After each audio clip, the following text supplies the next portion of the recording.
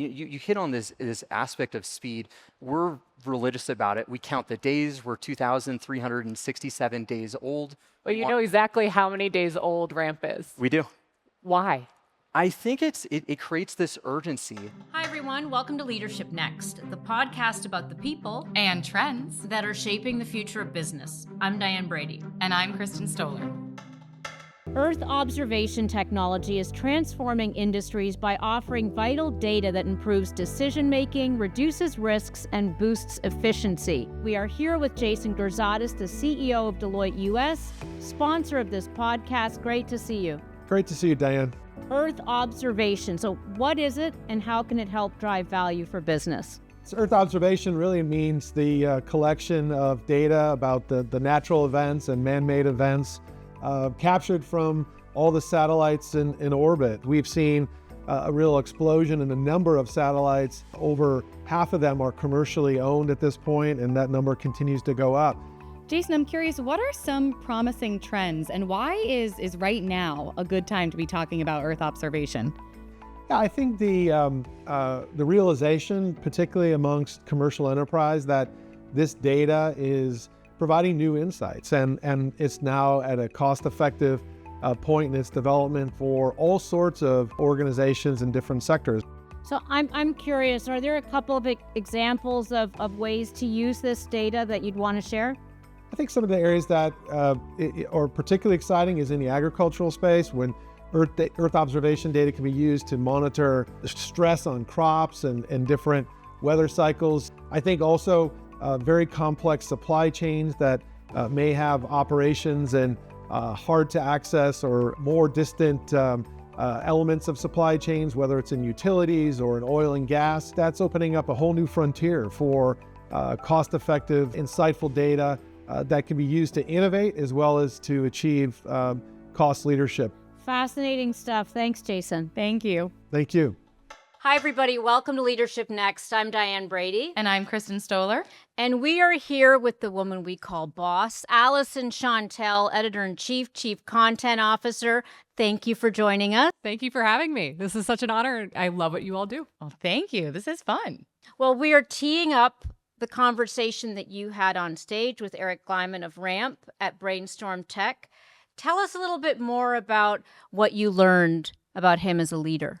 So Eric joined us at Deer Valley, our tech conference. We've been doing it for almost 25 years. And we like to have a mix of titans of industry and also disruptors of industry. And Eric is definitely the disruptor. Mm-hmm. He is one of the hottest startup founders on the market right now. They raised at about a $16 billion valuation over the summer. And then 6 weeks later, that valuation jumped even higher to $22.5 billion.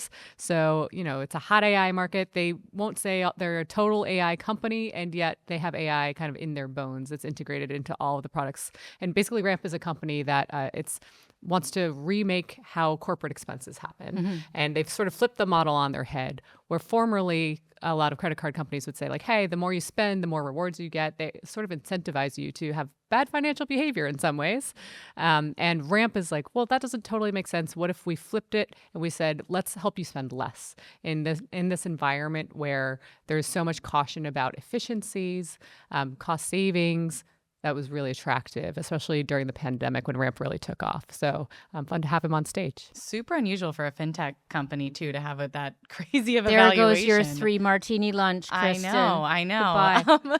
And Ramp is going to be, or is on the cover of the next issue. Is that correct? Yes. So Fortune, one of our goals is to highlight the people in power, but also the people who we think are going to be in power, and the people that you should know who are rising stars. And so Eric falls into that camp. So he is our next cover star.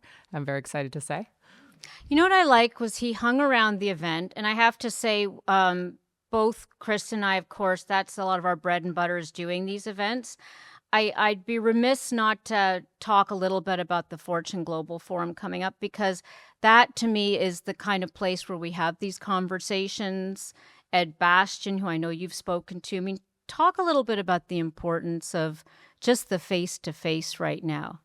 Oh, I think it has been so severely missed from the pandemic. We still all have these lingering feelings of loss of connection with each other. And we're just seeing it over and over in our events and our gatherings. People want to be together. They value and they crave the time learning from each other in person. You know, here at Fortune, we're back to the office 5 days a week. Yay. We're on that train. We've been on that train. But the value of in person is real. We're doing this. This is not the same on Zoom. Like, I get to smile with you, enjoy you both, like really feed off your energy.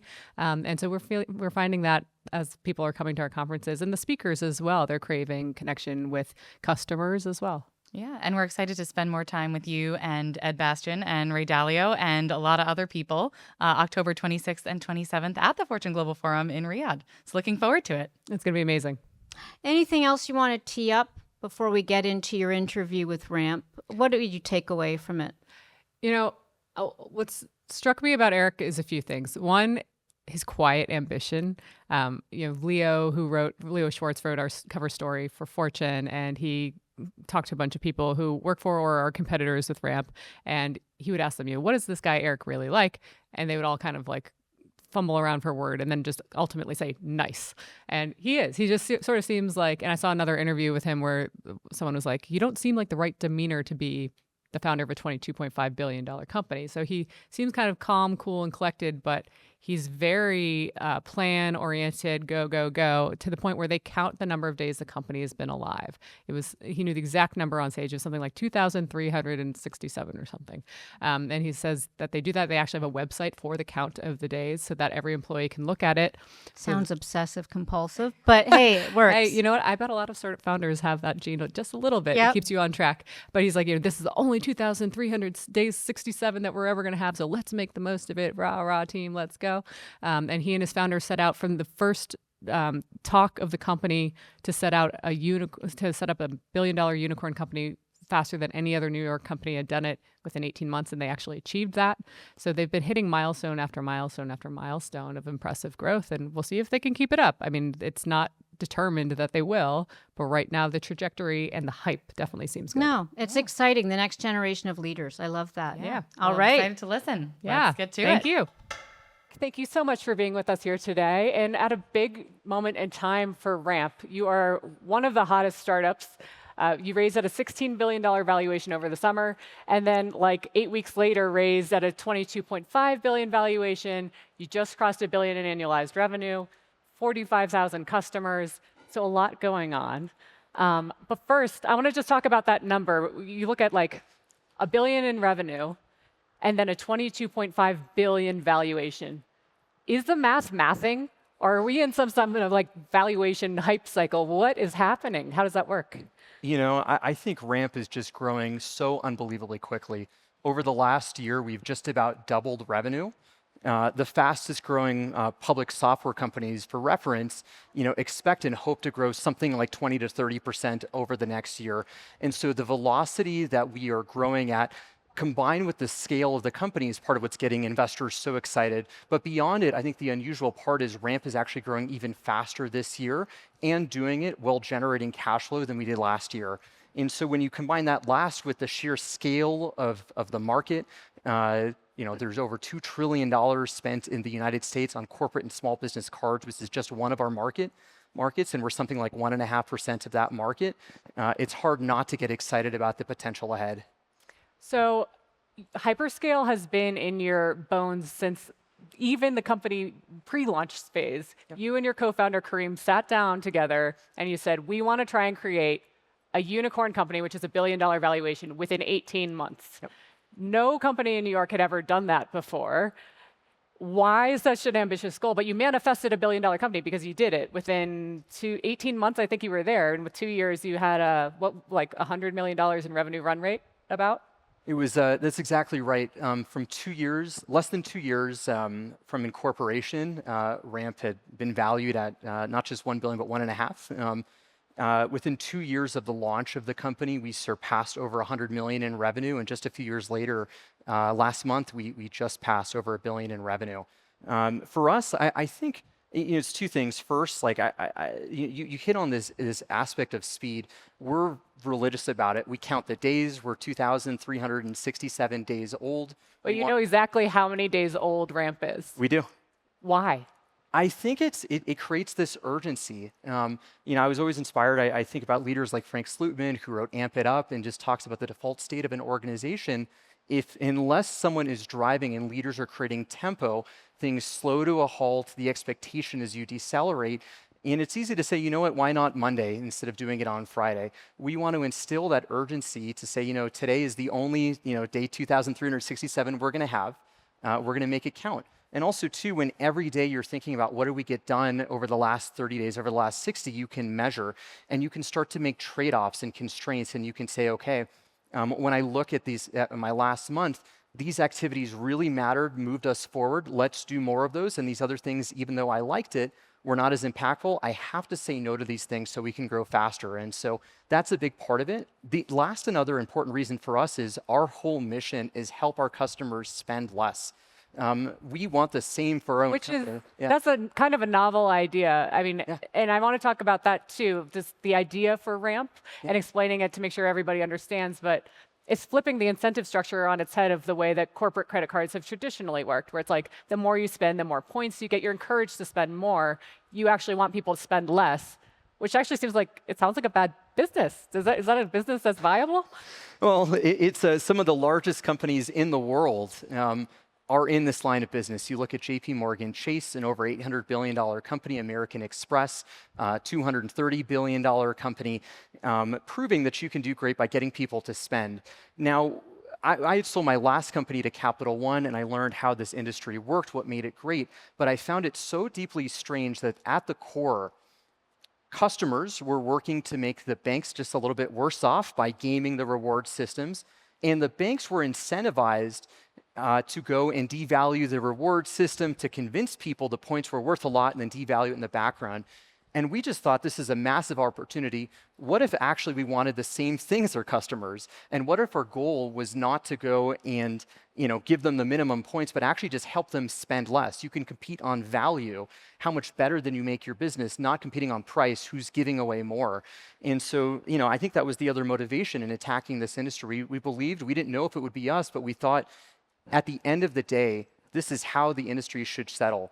With companies working to make their customers better off and customers genuinely choosing the provider that's helping them grow. And I think that's been the big secret behind Ramp's rapid growth. So you were not the first startup in this space. There was another competitor and still is another competitor, Brex, which has significant revenue, not quite $1 billion. I think it was like 700 million is the latest count, but a valuation much lower than yours. But it was the first mover, I guess you could say. And at your point of launch, it was already a unicorn. So how have you just plodded along despite having this big competitor in the space, taking venture capital away potentially, and just surpass them, frankly, in all the measures? Yeah, we were accused a lot in our early days of being, the second mover. We always thought we were like the 150th mover in this. When you think about companies, most of the juggernauts in this country, they started 175 years ago. Their founders quite literally wore top hats, and so it didn't bother us so much to come, Where's your top hat? You need a top hat. We'll work on it, we'll talk with the styling team. But look, when we approached this industry, it didn't bother us to come into this a little bit later. Our view was this was a large industry that was not aligned with the end customers. And also, when your founders maybe wore top hats, I think the importance of time isn't something you're thinking about every day. You've been around for as long as you've been alive, you'll probably be around, and so what's the hurry?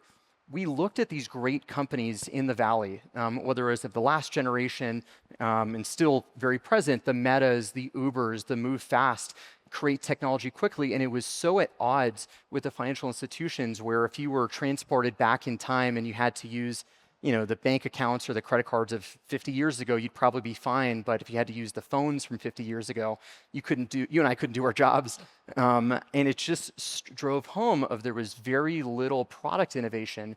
And so one of the things we set out to do in starting Ramp was we have got to be first aligned with our customer, help them spend less, be more successful as a business, had to be priority number one. And then number two, we would try to build this Valley-like company that is iterating very quickly, that is measuring in days, that is shipping products every single day. We ship more products this year than there are business days, more features and announcements. And the goal that when you do that, the experience of how much time the products save just expands and compounds faster. And so we're trying to catch up. What I think the financial services industry should have delivered over the last 50 years, we're going to try to do in just a handful and actually make our customers' businesses better because it matters. And as you're looking at the product integration, you didn't start out as an AI company, but would you say you're an AI company now? How are you using it to make Ramp more efficient and your customers more efficient? Is it actually working in a measurable way? For sure. So first, when you think about our customer base, we support over 45,000 companies of all shapes and sizes, from family farms to the Fortune 500. But for the majority, especially the small and mid-sized businesses, they don't have a single engineer at the company, let alone an engineer working to make their finance department modern, adopt AI, all of that. Here at Ramp, we spend over 50% of our R&D budget on, or of our payroll on R&D, on engineering, on data science, on design, all focused with integrating the latest and greatest technology so that even if you're a small business, you are benefiting from what's happening in these research labs. And so one of the ways that it shows up for a customer is if you go and you tap a card at the store, you will get a text from Ramp, saying, okay, you're on this business trip, hit one if this was a meeting with a business that you're meeting. Two, it's part of your travel budget. Or three, and we're basing these off of the memos that are written. It's being written by an LLM. You snap a photo of the receipt, and we automatically match it to the right transactions. We auto-complete the accounting category. And what today most people are used to expenses being the worst hour of their month, very painful, takes a lot of work. On Ramp, you snap a photo and you're done. The entire expense experience takes like 10 seconds. And for most of our customers, they're not necessarily thinking, I'm buying an AI expense report. It's just an easier way to do business. And it happens to be that AI is how every single step is being sped up along the process. Does that make sense? Yeah, it does.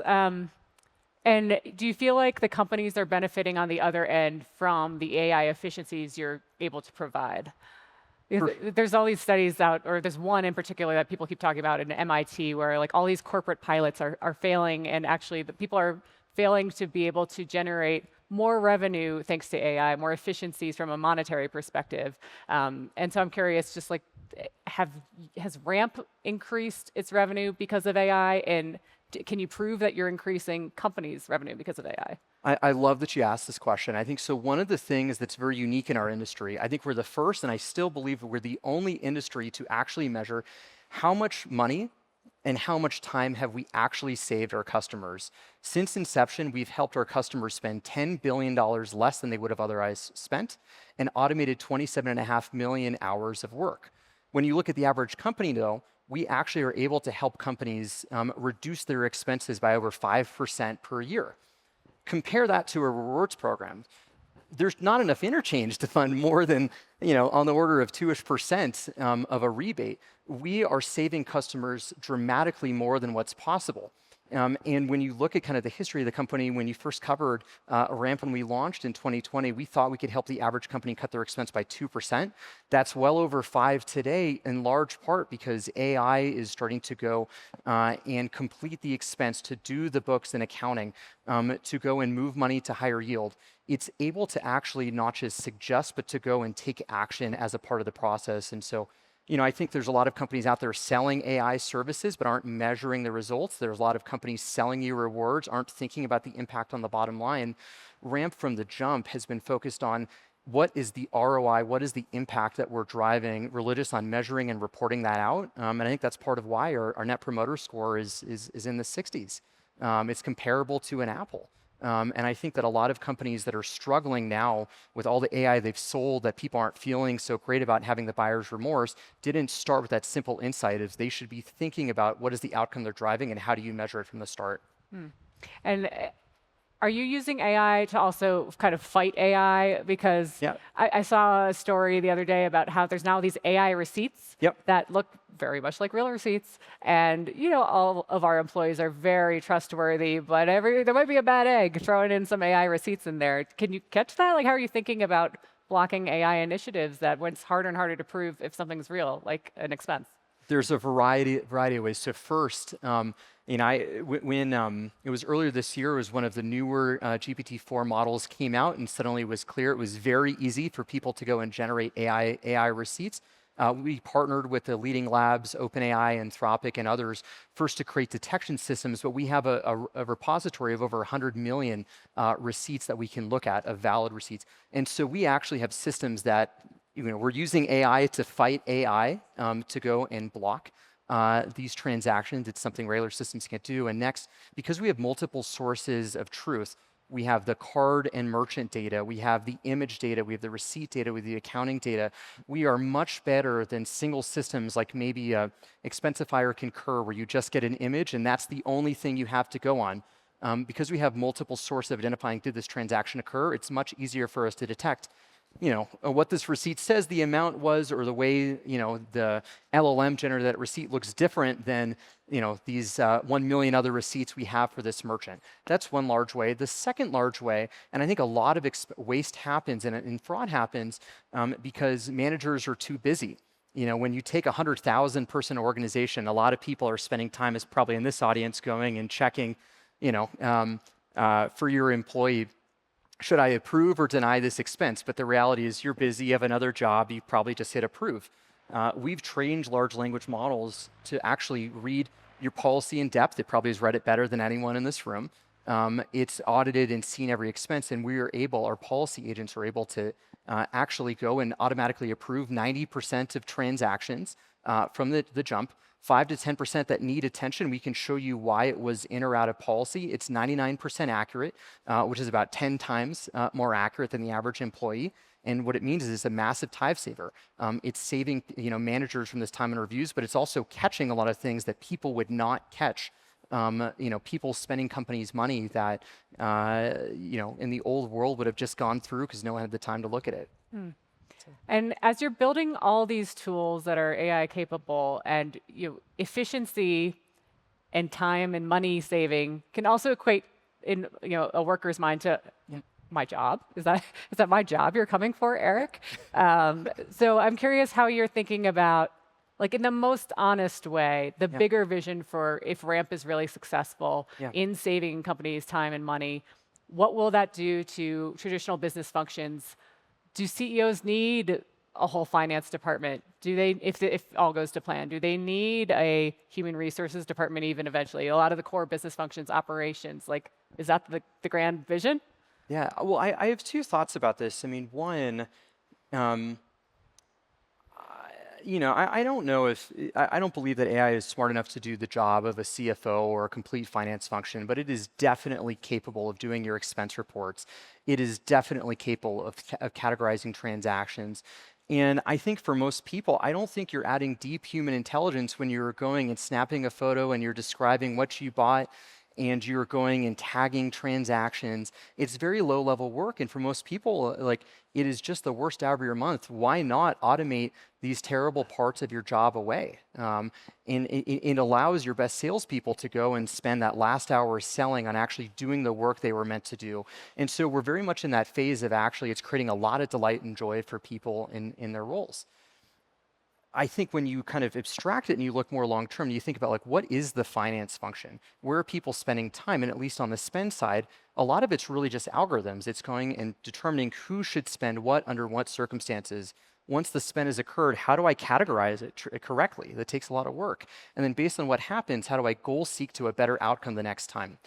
So much of the finance function today, I would argue on the order of 80% of it is actually looking backwards. It's trying to figure out, what did we do? What did we spend on? What's happening in the business? It's not asking the interesting questions that most people in finance got in to do, which is, how do I make this business better?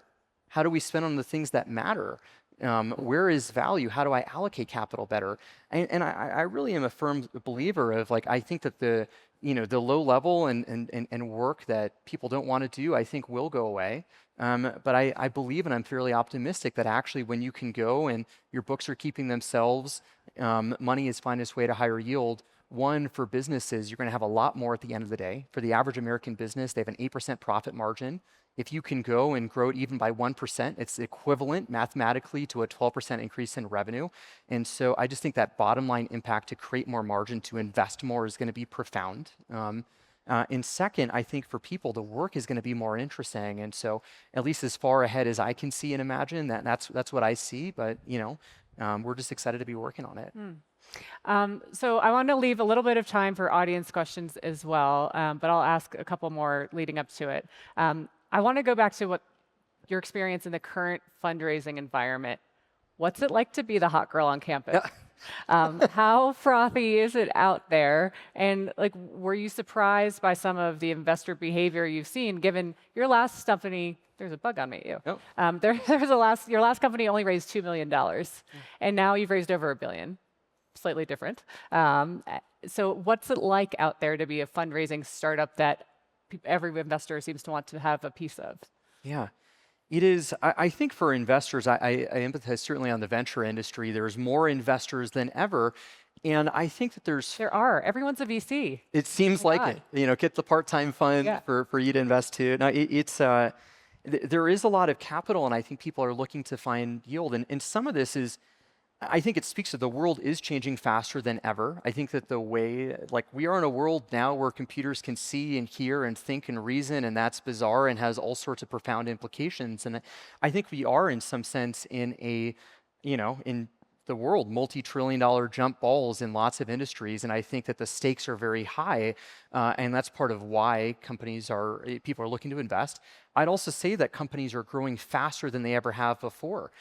This company is 7 years ago. Is that because there's so much money sloshing around? Like, why is now the moment that we're just like, the numbers you're hitting seem unfathomable from even a few years ago? Yeah, it is. I think that.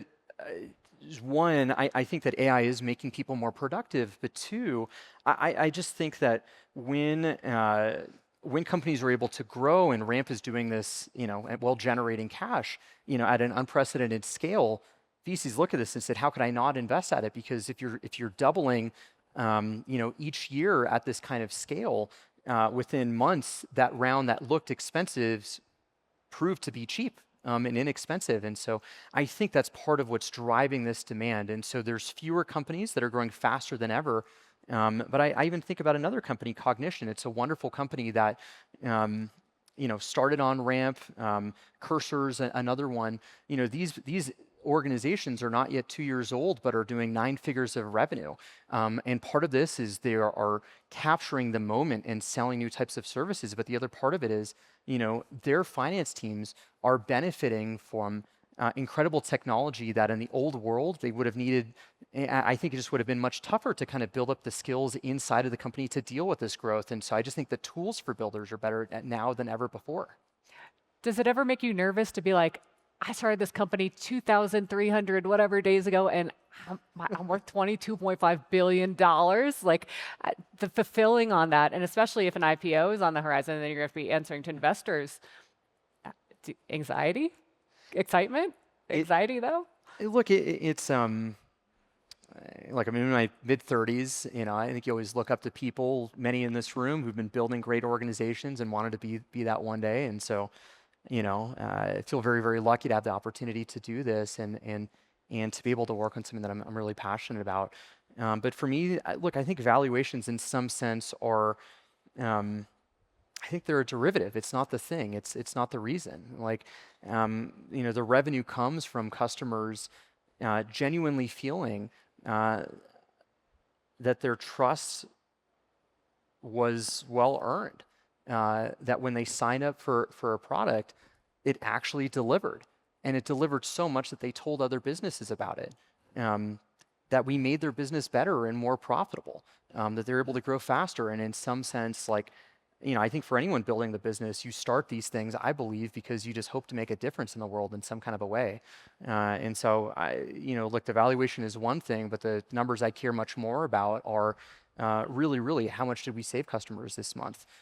Did we make people better off? And I think that's why some of the best engineers in the world want to come to Ramp. I think that's some of why the best designers are working on. You wouldn't think that these people are interested in corporate cards and expense management. How is this Not the a sexy sexiest industry? historically business to be in, but yet you're attracting great talent. It is. We think it is now. It's and it's not just the hot yellow that the Ramp brand is doing in the fun ads. I think it's for people who want to matter in the world and have some kind of an impact. I think this is a real way to do this and do it quickly. So Eric, for a final question, I want to kind of get inside of your brain as a CEO. It's really hard to be a CEO these days, as you know, and navigate all the change. And I can't imagine what it's like to go from you sitting there with Kareem, thinking you're going to start this big, awesome company, but it's just starting out 2,000 plus days ago, to what you've achieved today. How have you scaled yourself? How have you gotten yourself ready to meet the moment of what Ramp is today? It's look, I try to approach it with a lot of humility. There's a lot of things I don't know, and I think one of the problems of compounding growth is, whatever allowed you to grow by 100% over the last year will, by definition, if you don't do something about it, you might only grow 50% the next year, 25% the next, and so you can know certainly what got you here will not get you there, and so it forces you to constantly look in the mirror and say, okay, what was I great at that I need to give up? Because the game has changed a lot, and so I think it's a lot of just being real about that. It's not about getting a little bit better at the small set of things, but actually trying to put yourself out of the job very, very often. I think Do you mentally try and put yourself out of a job? I do. How do you do that? Do you think about what would bad Eric do today? How do you think about that? Well, I mean, for me, there's things that you learn about yourself. For example, I'll put it this way: if there's 100 things to do, I'm the kind of person that's think about what are the top 10 most interesting things, and I'll do those and drop the other 90. And in the early days, no big deal, but at some point that will kill you because those other 90 things need to get done. So I try to look for great operators, people who are not going to drop the ball, people who are better at sales, better at pieces of marketing, better at engineering. I actually think it's a joy to kind of go and find people who can teach you things, put them into roles and give them the org, and try to focus on the areas that just I can do, or maybe I have a little bit of an edge, and actually make sure the return to my time is higher. And so some of it's that. Some of it's trying to surround yourself by great mentors. I think about people like Fiji Simo. She was the CEO of Instacart, took them public, to now she's at OpenAI. Satya Nadella is a great mentor. And I think some people pursue coaches. I try to kind of go and call people up for an hour at the time, where if I can just get their advice on AI or marketing or sales, learn just a little bit, ask them who they've learned a lot from in particular fields, and just kind of jump from person to person, and that's been very helpful. And then, last, I think, end of the day, all a company is a collection of people. You forget it along the way, but it's still true. And I think that if you can go and build a strong team, try to empower people to double down on what makes them great, not try to go and fix their deficiencies, that'll help you have a much more well-rounded company. And so still learning, open to advice, and trying our best, but it's been a very fun ride. Well, Eric, it has been so fun to watch what you've built at Ramp, and we're going to continue to watch it at Fortune. Pick up the next issue. You'll see a big feature on Ramp and their explosive growth. But thank you for spending time with us today. Thanks so much, Allison.